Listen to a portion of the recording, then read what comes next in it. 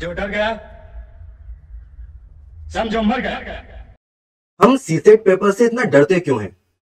और ये जो रीजंस बताए जाते हैं कि यूपीएससी ट्रेंड देख लो, हर साल जीएस की कट ऑफ कम होती जा रही है एंड सीसेट का डिफिकल्टी लेवल बढ़ता जा रहा है। इवन जो इंजीनियर्स हैं वो भी सीसेट पेपर में फेल कर रहे हैं, और हमारा बैकग्राउंड तो नॉन मैथमेटिक्स वाला है, तो हमारे चांसेस तो वैसे ही कम हो जाते हैं। तो ये जो डर है, क्या ये सही है क्या? और ये जो रीजंस बताए जा रहे हैं, क्या ये वैलिड रीजंस है? अगर नहीं, तो what are the real reasons of failure in CSAT paper? And अभी जो हमारे पास 2 मंथ्स का पीरियड अवेलेबल है बिफोर प्रीलिम्स 2023 एग्जामिनेशन, क्या ये पीरियड सफिशिएंट है to prepare for CSAT paper? अगर हां, तो what should be our strategy? इस वीडियो में इन सारे क्वेश्चंस का आंसर आपको मिलने वाला है, तो आप बस एंड तक बने रहिए। तो हमारा पहला क्वेश्चन था कि क्या हमें सीसेट से डरना है क्या? आंसर है absolutely no, because this is the easiest paper. मैं फिर से रिपीट कर रहा हूं, this is the easiest paper. और मैं ऐसा क्यों कह रहा हूं? बिकॉज आफ्टर ऑल ये एक क्वालिफाइंग पेपर है। आपको केवल 33% मार्क्स लेके आने हैं। इट मींस कि आउट ऑफ 200 हमें केवल 67 मार्क्स लेके आने हैं। और इस बात से कोई फर्क नहीं पड़ता कि हमारा बैकग्राउंड क्या है, मैथमेटिक्स पे हमारी कमांड है या नहीं है, बिकॉज एवरी ईयर काफी सारे स्टूडेंट्स जिनका बैकग्राउंड नॉन मैथमेटिक्स वाला होता है वो इस पेपर को क्लियर करते हैं, वो भी काफी अच्छे मार्जिन से। अभी जो 2 महीने का पीरियड हमारे पास अवेलेबल है, this is more than sufficient to prepare for this examination. और मैं आपको गारंटी देता हूं कि जितना फोकस, जितना अटेंशन हम जीएस के किसी सब्जेक्ट को देते हैं, फॉर एग्जाम्पल हिस्ट्री और पॉलिटी, उसका अगर 20% भी हमने सीसेट को दे दिया तो सीसेट आपका कभी रुकने वाला नहीं है।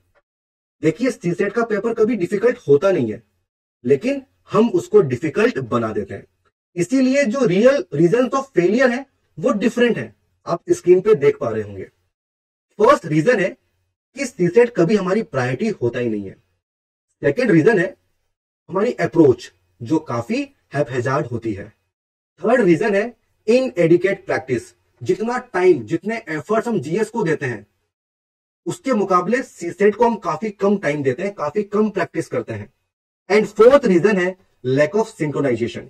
ये क्या है ये मैं आपको बताऊंगा सबसे एंड में। तो इस वीडियो में 1 बाय 1 इन सारे रीजंस को हम डिस्कस करेंगे और इनका सोल्यूशन क्या होगा, इनका वे आउट क्या होगा, ये भी मैं आपको बताऊंगा।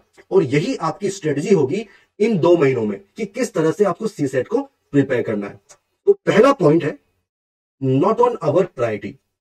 देखिए, जीएस के मार्क्स डिसाइड करेंगे कि आप मेंस लिख रहे हो या नहीं लिख रहे हो। इसीलिए शुरू से हमारा फोकस होता है कि जीएस को कवर कर लो, और इसीलिए सीसेट को हम इग्नोर कर देते हैं। हमारी अप्रोच क्या होती है, हमारा एटीट्यूड क्या होता है कि एंड में देख लेंगे, बाद में देखा जाएगा। और अगर आपका बैकग्राउंड साइंस मैथमेटिक्स वाला है तब तो हमें ऐसा लगता है कि सीसेट कुछ है ही नहीं। बट आपको भी पता है कि बहुत सारे इंजीनियर्स भी सेलेक्ट नहीं हो पाते हैं, क्लियर नहीं कर पाते हैं। तो इसका इंपैक्ट क्या होता है? इसका इंपैक्ट ये होता है कि हम सीसेट को रिस्पेक्ट नहीं दे पाते हैं, हम उसको रिस्पेक्ट नहीं दे पाते हैं, मींस सफिशिएंट टाइम नहीं दे पाते। और अगर देते भी हैं तो काफी कम टाइम देते हैं। किस तरह से? डेली बेसिस पे 1 आवर दे दिया, 2 आवर दे दिया। मतलब यहां पर भी सीसेट हमारी प्रायोरिटी नहीं है, हमारी प्रायोरिटी जीएस ही है। और अगर जीएस प्रिपेयर करने में, उसके टारगेट को अचीव करने में थोड़ा टाइम ज्यादा लग गया तो वो टाइम कहां से आएगा? वो टाइम यहां से आएगा और सीसेट हमारा छूट जाता है। तो इसका सोल्यूशन क्या है? इसका सोल्यूशन है कि हमें सीसेट को सफिशिएंट टाइम देना होगा। अब क्वेश्चन ये आता है कि कैसे डिसाइड करें कि कितना टाइम हमें देना चाहिए। तो इसके लिए आपको एक एक्सरसाइज करनी पड़ेगी। आपको ये पता करना होगा कि आपकी रिक्वायरमेंट क्या है, आप कहां पे स्टैंड करते हो। तो इसके लिए जो प्रीवियस ईयर पेपर्स हैं उनको आप अटेम्प्ट करिए। मैं रिकमेंड करूंगा कि कम से कम पिछले 3 साल के पेपर्स आप अटेम्प्ट करिए और इनको टाइम बाउंड मैनर में करना होगा। किसी भी तरह की चीटिंग आपको यहां पे नहीं करनी है, अदरवाइज रिजल्ट्स आपको सही नहीं मिलेंगे। और इन पेपर्स में जो भी आपका स्कोर आ रहा है, अब ये चेक करिए कि आपकी रिक्वायरमेंट क्या है। अगर आपका स्कोर 90 प्लस है, मींस काफी कंफर्टेबल मार्जिन से आप पेपर को क्लियर कर रहे हो, ओके, परेशान बिल्कुल नहीं होना है, बस आप प्रैक्टिस करिए। Before prelims examination 5 to 10 papers आप लगा लीजिए, वो सफिशियंट होगा।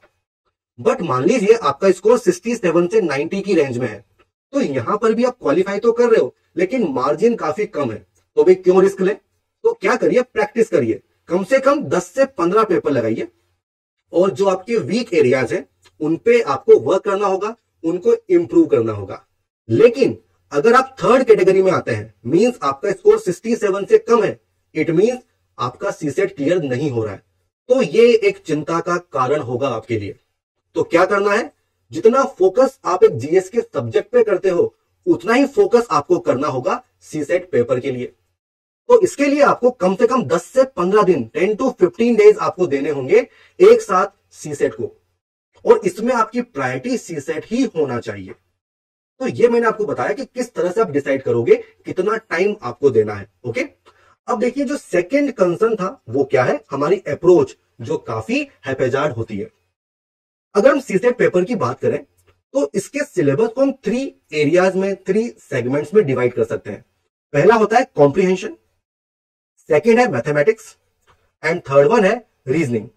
अब देखिए होता क्या है, कुछ स्टूडेंट्स ऐसे होंगे जिनका कॉम्प्रिहेंशन काफी अच्छा होता है लेकिन मैथमेटिक्स रीजनिंग पुअर होती है। कुछ ऐसे होंगे जिनका मैथमेटिक्स काफी अच्छा होगा लेकिन कॉम्प्रिहेंशन काफी पुअर होता है। और ये स्टूडेंट्स क्या करते हैं कि अगर कॉम्प्रिहेंशन काफी अच्छा है तो मैथमेटिक्स को प्रिपेयर ही नहीं करते हैं, उनको ऐसा लगता है कि कॉम्प्रिहेंशन से ही उनका पेपर निकल जाएगा।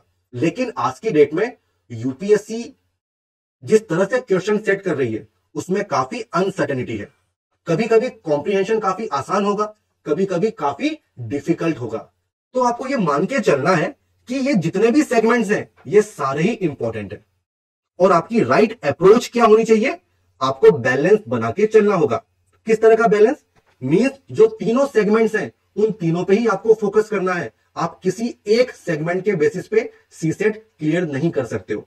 तो अगर आपका कॉम्प्रिहेंशन बहुत अच्छा है, बहुत अच्छी बात है, लेकिन जो बाकी 2 सेगमेंट है वो भी अबव एवरेज होने चाहिए। सो दिस इज बैलेंस, आपको बैलेंस क्रिएट करना होगा।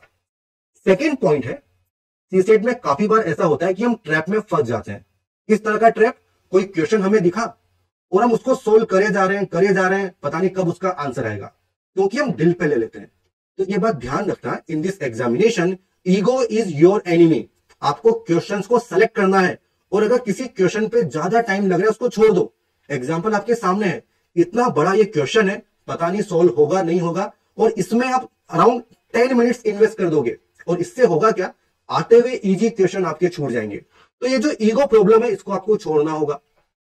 थर्ड पॉइंट, देखिए सीसेट के सिलेबस में बहुत सारे टॉपिक्स हैं लेकिन सब टॉपिक्स हमें प्रिपेयर नहीं करने हैं, बिकॉज अल्टीमेटली हमें 67 मार्क्स लेके आने। थोड़ा सा कंफर्टेबल मार्जिन ले लेते हैं तो 90 प्लस का टारगेट हम लेके चल सकते हैं कि इतना स्कोर हमें लेके आना है, मींस 45 प्लस क्वेश्चंस हमें सही करने हैं। तो भाई आप यहाँ पे टॉपिक्स चूज कर सकते हो, सेलेक्ट कर सकते हो, भले ही आपका बैकग्राउंड मैथमेटिक्स का हो चाहे ना हो, आप अपने टॉपिक चूज कर लो और वो होंगे लो हैंगिंग फ्रूट्स, मतलब जिन पे काफी कम एफर्ट्स में आपको अच्छा रिजल्ट मिलेगा और इस तरह से आपका सीसेट निकल जाएगा। और ये टॉपिक्स किस तरह से चूज करोगे थोड़ी देर में मैं आपको इसके बारे में बताऊंगा, ओके। तो ये एग्जांपल ऑलरेडी मैंने आपको दिया। अब देखिए जो थर्ड पॉइंट है वो क्या है, प्रैक्टिस। हम सही तरीके से प्रैक्टिस नहीं करते हैं, हम ऐसे क्वेश्चंस पे ज्यादा टाइम देते हैं जो काफी टाइम ले रहे हैं, जिनको सोल्व करने में 2 मिनट से ज्यादा का टाइम लग रहा है। तो ये हमें अवॉइड करना है। तो इसके लिए आपके पास प्रॉपर स्ट्रेटेजी होनी चाहिए कि सीसेट पेपर को किस तरह से अटेम्प्ट करना है, और इसको मैं कहता हूं it is a 3 step process. देखिए जैसे ही पेपर आपको मिला, क्वेश्चन नंबर 1 से स्टार्ट करिए और आपको क्वेश्चन नंबर 80 तक चलना होगा। और इस दौरान आपको क्या करना है, क्वेश्चंस को कैटेगराइज करना है कि ये क्वेश्चन का डिफिकल्टी लेवल क्या है, ये इजी है, ये मॉडरेट है या डिफिकल्ट है। देखिए इजी मतलब जो आसानी से कम टाइम में सोल्व हो गया, मॉडरेट जिसमें थोड़ा ज्यादा टाइम लग रहा है, और डिफिकल्ट या तो आता ही नहीं है या बहुत टाइम आपको देना होगा। तो शुरू में स्टेप 1 में हमें क्या करना है, आप कैटेगराइज करिए कि क्वेश्चन का डिफिकल्टी लेवल क्या है, और जो इजी क्वेश्चंस हैं आप केवल उन्हीं को टारगेट करो। और ये जो स्ट्रेटजी मैं आपको बता रहा हूं आप मान के चलिए कि 35 to 40 क्वेश्चंस होंगे जो इजी कैटेगरी में होंगे। इनको अटेम्प्ट करिए, अराउंड 1 आवर आपको देना पड़ेगा। उसके बाद स्टेप 2, इसमें क्या करना है, जो मॉडरेट क्वेश्चंस है इनको टारगेट करिए, इनको अटेम्प्ट करिए, इसमें अराउंड 40 मिनट्स आपके लग जाएंगे। और सबसे एंड में जो सबसे डिफिकल्ट क्वेश्चंस है इनको आपको अटेम्प्ट करना होगा। तो इस तरह से आपका पेपर टाइम पे कंप्लीट होगा और ऐसा कोई भी क्वेश्चन आपका छूटेगा नहीं जो आपको आता था, जो काफी इजी था। तो एक तो ये स्ट्रेटजी आपको फॉलो करनी है। इसके साथ साथ जो लो हैंगिंग फ्रूट्स के बारे में मैंने आपको बताया था, तो उसके लिए आप प्रीवियस के क्वेश्चंस को अटेम्प्ट करिए और टेस्ट सीरीज को अटेम्प्ट करिए। और यहां पे आपका फोकस होना चाहिए कि वो थीम्स, वो कॉन्सेप्ट आप पता करिए जो बार बार यूपीएससी पूछती है, जिनका रिपीटेशन होता है। और इन्हीं थीम, इन्हीं कॉन्सेप्ट को आपको प्रिपेयर करना होगा। और मैं आपको गारंटी देता हूं, अगर आप ऐसा कर लेते हो तो you can easily attempt 35 to 40 questions. और यही तो हमें करना है। तो देखिए यहां पे आप देख पा रहे होंगे स्क्रीन पे कि यहां पे लिस्ट ऑफ टॉपिक्स आपके सामने है। इसका स्क्रीनशॉट आप ले लीजिए। तो ये वो टॉपिक्स हैं जिन पे एवरी ईयर यूपीएससी क्वेश्चन पूछती है। इनमें काफी कम एफर्ट्स आपको लगाने हैं और इनमें क्वेश्चंस के सही होने के चांसेस काफी ज्यादा होते हैं। तो भले ही आपका बैकग्राउंड नॉन मैथमेटिक्स वाला हो, कोई फर्क नहीं पड़ता, आप आराम से इन टॉपिक्स को प्रिपेयर कर सकते हो। जैसे कि number system, LCM, HCF class 10th level का होता है जो आपने किया हुआ है। Average, percentage, profit, ratio, time and work, speed time वाले क्वेश्चंस होते हैं, एनालॉजी वाले क्वेश्चंस होते हैं, सीरीज वाले क्वेश्चन, मिसिंग नंबर, डायरेक्शन वाले क्वेश्चन काफी आसान होते हैं, सीटिंग अरेंजमेंट, मल्टीपल क्वेश्चंस आते हैं तो कॉस्ट बेनिफिट काफी ज्यादा है, ब्लड रिलेशन वाले क्वेश्चंस, क्यूब वाले क्वेश्चंस, ग्राफ वाले क्वेश्चंस। ओके, इन सब पे आपको ज्यादा फोकस करना है और इनको प्रिपेयर करना है। देखिए यहाँ पे ये जो क्वेश्चंस थे ये पिछली बार पूछे गए थे। आप देखिए ये एक थीम है जो बार बार रिपीट होती है। यहाँ पे वर्क वाले क्वेश्चंस हैं, यहाँ पे परसेंटेज वाले क्वेश्चंस हैं, यहाँ पे डायरेक्शन वाले क्वेश्चंस हैं। हर साल यूपीएससी इन क्वेश्चंस को पूछती है। ओके, ये मिसिंग नंबर हो गया सीक्वेंस में, ये कैलेंडर वाले क्वेश्चंस हो गए, ओके, एनालॉजी वाले क्वेश्चंस हो गए। तो अगर इनको आप प्रिपेयर कर लोगे ना तो आराम से 35-40 क्वेश्चंस आपके करेक्ट हो जाएंगे इन सीसेट। और इससे कुछ फर्क नहीं पड़ता कि आपका बैकग्राउंड क्या है। ओके, अब देखो, जब आप कॉम्प्रीहेंशन को अटेम्प्ट कर रहे हो तो एक स्मार्ट तरीका है उसको अटेम्प्ट करने का। वो क्या है? सबसे पहले आप चूज करिए कि कौन सा पैसेज आप अटेम्प्ट करोगे। देखिए बहुत सी बार ऐसा होता है कि पैसेज काफी लंबा है, उसको पढ़ने में टाइम लगेगा और केवल एक क्वेश्चन पूछा हुआ है। तो शुरुआत में ऐसे पैसेज को आप स्किप कर सकते हो, बाद में भले ही कर लो अगर टाइम है तो। सबसे पहले चूज करिए कि कौन सा पैसेज आप अटेम्प्ट करेंगे फर्स्ट राउंड में। अब देखिए, जब हम कॉम्प्रीहेंशन में पैसेज करते हैं तो पहले हम पैसेज पढ़ते हैं, उसके बाद ऑप्शंस पढ़ते हैं और फिर अगेन हम पैसेज पढ़ते हैं। बट ये तरीका सही नहीं है। आपको क्या करना है, आप पहले ऑप्शन को पढ़िए। जैसे कि यहां पे डेमोग्राफिक डिविडेंड पे क्वेश्चन है, illiterate people, old and young, population growth. तो आपको यह पता है कि पैसेज में किस कीवर्ड पे आपको फोकस करना है। इसके बाद आप पढ़िए आपका पैसेज और उसके बाद आप क्वेश्चन को अटेम्प्ट करिए। तो इसमें क्वेश्चन के सही होने के चांसेस काफी ज्यादा हो जाते हैं। ओके, एंड देखिए कभी कभी जो हिंदी ट्रांसलेशन है वो आपकी हेल्प करेगा इन कॉम्प्रीहेंशन। इसकी भी आप प्रैक्टिस कर सकते हो। जहां तक मैथमेटिक्स की बात है तो भाई क्वेश्चंस को सोल्व करने के फॉर्मूलाज होते हैं, ट्रिक्स होती हैं। कभी कभी जो ऑप्शंस दिए हैं इनको आप क्वेश्चन में पुट कीजिए, आपका आंसर निकल के आ जाएगा। तो इन ट्रिक्स को आपको यूज करना है, इनकी प्रैक्टिस भी आपको करनी है। और जो ट्रिक्स हैं, जो फॉर्मूलाज हैं, इनकी आप लिस्ट बना लो and just before your prelims examination आप इनको रिवाइज करिए। इससे आपको काफी फायदा होने वाला है। Now the next point is कि प्रैक्टिस किस तरह से करनी है। ये जो हम प्रीवियस ईयर पेपर अटेम्प्ट कर रहे हैं, जो टेस्ट सीरीज अटेम्प्ट कर रहे हैं, that should be in sync with UPSC. Means paper को इस तरह से आपको अटेम्प्ट करना है जैसे कि आप रियल एग्जामिनेशन अटेम्प्ट कर रहे हैं। देखो, जो प्रीलिम्स पेपर होता है उसका पैटर्न क्या है। मॉर्निंग में जीएस पेपर होगा 9:30 से लेके 11:30। देन सीसेट पेपर होता है आफ्टरनून में 2:30 से लेके 4:30 एंड इन बिटवीन आपको 3 आवर्स का गैप मिलता है। तो यही पैटर्न आपको फॉलो करना है जब आप टेस्ट सीरीज अटेम्प्ट कर रहे हैं। मींस मॉर्निंग में जीएस पेपर अटेम्प्ट करिए एंड आफ्टरनून में आपको सीसेट पेपर अटेम्प्ट करना है। अब देखिए, जो रियल एग्जामिनेशन वाला दिन होगा, द डी डे, उस दिन भी कुछ पॉइंट्स आपको ध्यान में रखने होंगे। देखिए, क्योंकि सीसेट पेपर जीएस पेपर के बाद होता है तो जनरली कुछ स्टूडेंट्स क्या करते हैं, ये जो गैप आपको मिलता है 3 आवर्स का, इसमें जीएस पेपर को डिस्कस करने लग जाते हैं। और जनरली वही क्वेश्चन डिस्कस करते हैं या सर्च करते हैं जो डाउटफुल होते हैं।